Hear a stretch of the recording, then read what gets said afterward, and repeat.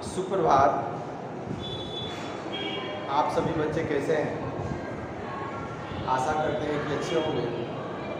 कल हम 7 पाठ का टॉलस्टॉय के घर में ये पाठ का कुछ शब्दार्थ था जो हम आपको बताएं। आज हम लोग लेखक परिचय को जानेंगे, समझेंगे। चलिए लेखक परिचय को हम पढ़ते हैं और आप सभी पुस्तक को तो मिलाइएगा ज़रूर। और कल हम लोग इस जो पाठ है इसका सारांश हम लोग जानेंगे। चलिए, राम कुमार ये लेखक हैं। प्रख्यात चित्रकार और लेखक राम कुमार का जन्म सन 1924 में शिमला में हुआ था। उनका जन्म कब हुआ था जी? तो 1924 में। शिमला आप लोग जानती हैं कि शिमला जो है ये बहुत ठंडा प्रदेश है और यहाँ ही पे इनका जन्म हुआ था। उनकी प्रारंभिक शिक्षा शिमला में हुई थी। मतलब जो बचपना था, जो प्रारंभिक शिक्षा था, मतलब समझिए कि आपका जब बच्चा जन्म लेता है तो किसी विद्यालय में उसका नामांकन होता है। आजकल तो आंगनबाड़ी है, वहाँ पे पढ़ता है। जिसके पास पैसा है वो अपना स्कूल में एडमिशन करा देते हैं, जो प्राइवेट स्कूल है। लेकिन उसके बाद से 1 से लेकर 5 तक जो क्लासेज होती हैं, 8 तक, वो अपने गांव के आसपास जो छोटे बच्चे हैं, तो गांव के लोग सोचते हैं कि घर के लोग की जाकर बच्चा पढ़कर चले आए, हम जाकर उसे देख लें। आजकल तो बहुत समय बदल गया है, लोग अपने गाड़ी से आते हैं, बच्चे जाते हैं, बहुत सारा है, ठीक है। तो इनकी भी शिक्षा गाँव में हुई थी, समझ नहीं है ना, मतलब Shimla. Saint Stephen's College Delhi से, और साथ में उन्होंने एमए किया था। ये दिल्ली से, मतलब इनका जन्म शिमला में हुआ, वहाँ पे पढ़ाई की। उसके बाद से ये दिल्ली चले गए और दिल्ली में रहकर पढ़े, वो एमए किए। इसी दौरान उन्होंने प्रख्यात चित्रकार Shailoz Mukherjee Sharda Kukil school of art से चित्रकला का शिक्षा ली। मतलब इन्होंने चित्रकला का शिक्षा लिया था। चित्रकला होता है कि उसमें चित्र के बारे में बताया जाता है, ठीक है। उस मतलब कहने का अर्थ है, जैसे भारत के बहुत सारे ऐसे चित्रकला है, जैसे मधुबनी कला है, आप देखी होंगी। घर पे जैसे बनाया जाता है जी, आप लोग शादी विवाह के दिन देखते हैं, कलसा का हो, शुभ लाभ हो जाता है, कोई ऐसे गिरा रहे जल स्वागत वाला, ये सब। तो ये सब चित्रकला का एक शिक्षा होता है, उन्होंने ये ग्रहण किया। उसके बाद क्या हुआ जी, अपनी चित्रकला की शिक्षा को विस्तार देने के लिए हुए 1949 ईस्वी में पेरिस गए और वहाँ 1952 तक रहे, ठीक है। कहने का अर्थ ये कि ये शारदा कुकील ऑफ आर्ट से ये शिक्षा लिए। उसके बाद से अपनी शिक्षा को बढ़ाने के लिए, मतलब अपनी नाम कमाने के लिए ये पेरिस चले गए। उन्हें 1972 में पद्मश्री से सम्मानित किया गया और 1985 में प्रतिष्ठित कालिदास सम्मान समेत अब तक अनेक सम्मान प्राप्त हो चुके हैं। कहने का अर्थ ये है कि उन्हें 1972 में पुरस्कृत कर दिया गया। उसके बाद से 1985 में इन्हें सम्मान दिया गया। कौन? कालिदास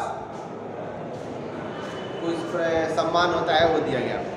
राम कुमार की कृतियाँ के नाम है, मतलब इनकी कौन कौन सी कृतियाँ हैं जो अपने जीवन काल में इन्होंने लिखा।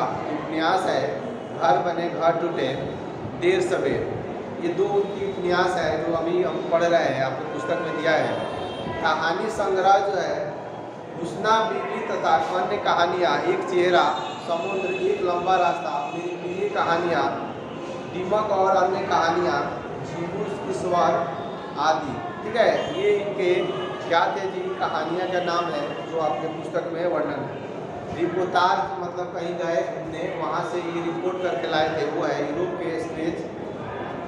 और अनुवाद जो था वो है वार्ड नंबर 6 चेखव के बहुचर्चित लघु उपन्यास हिंदी अनुवाद अपनी छाया। आर्काड वाइल्ड के उपन्यास द पिक्चर ऑफ डिरियन ग्रे का हिंदी अनुवाद, ठीक है। राम कुमार के साहित्य में निम्न वर्गीय कस्बाई जीवन की गहराई, अनुभूति और संवेदना के साथ साथ व्यस्त हुआ है। कहने का अर्थ ये है, इनकी जो साहित्य है, इनकी जो कला है, इनकी जो लिखने का है वो निम्न मध्यवर्गीय जो वर्ग के लोग रहते हैं गांव देहात में, उनके बारे में ये वर्णन करते हैं। ठीक है, जो भी कोई लेखक है सबका अलग अलग होता है। बहुत सारे लोग देश प्रेमी होते हैं, बहुत सारे लेखक जो होते हैं वो आपको प्रकृति के क्षेत्र में लिखते हैं, बहुत सारे वो लोग हैं जो आसपास की गरीबी के बारे में लिखते हैं। तो इनकी भी निम्न वर्गीय कस्बाई जीवन। ठीक है, जो गरीब कस्बा के लोग हैं जो अपनी प्रतिदिन कमाते हैं खाते हैं, घर झोपड़ी का है, इनके लिखावट में ये सब मिलता है। आगे कह रहा है कि ये उन्हें साहित्य में भावुकता और बड़बोलेपन के लिए कोई स्थान नहीं है। वे मानवीय संबंधों के सृजन और सताश को विश्वसनीयता के साथ पाठकों के सामने पेश करते हैं। राम कुमार का कथाकार व्यावहारी और चित्रकला के समृद्ध हुए हैं, उस भाव भूमि पर मिलता है जहाँ विस्तृत अनुभव संसार है और मानवीय गरिमा को कभी न कभी आहत करने का वाली सृष्टि है। ये जो आपका पाठ है इसमें टॉलस्टॉय के जीवन के बारे में प्रसिद्ध पुस्तक यूरोप के स्क्रेच से संकलित है। इनकी एक पुस्तक है यूरोप के स्क्रेच। ठीक है, हम आपको बताएं ये रिपोर्टाज है इनकी। ठीक है, उन्हीं से ये जो पाठ है ये लिया गया है। और ये सन 1949 में चित्रकला का अध्ययन करने के लिए ये पेरिस गए थे। उन्हीं दिनों जब मौका मिला तो वो Italy, Denmark, Germany, Poland, London, Czechoslovakia आदि देशों की यात्रा की। 1955 ईस्वी में जब प्राग में उन्हें चित्रों का प्रदर्शन आयोजित हुआ तब उन्हें दूसरी बार यूरोप का यात्रा करने का अवसर प्राप्त हुआ। कहने का अर्थ ये जो पाठ है टॉलस्टॉय के घर, यूरोप का स्क्रेच जो है ये जो रिपोर्टाज है इसी से लिया गया है। ठीक है, और इस पाठ में इसी के बारे में किया गया है। और ये कह रहे हैं कि ये भारत ही नहीं बल्कि अन्य देशों से का ये भ्रमण कर चुके हैं, वहाँ का रिपोर्ट लेकर आए हैं, दर्शनीय जो भी चीज़ है वो उसका दर्शन किए हैं। ठीक है, कल हम लोग इसका जो सारांश है उसको समझेंगे जानेंगे। आप लोग इनकी जीवनी है उसको पढ़िएगा। ठीक है, और आगे हम लोग पाठ है अनुपम मिश्र की जो है पधारो हमारे देश, उसके बारे में जानेंगे। ठीक है, देखिए हम पाठ इसलिए कहते हैं आप लोग पढ़ने के लिए, हमने तो समझाया लेकिन आप लोग भी 2 बार 3 बार पढ़ लीजिएगा तो आपके दिमाग में स्पष्ट रूप से बैठ जाएगा। ठीक है, तो आज के लिए बस इतना ही, धन्यवाद।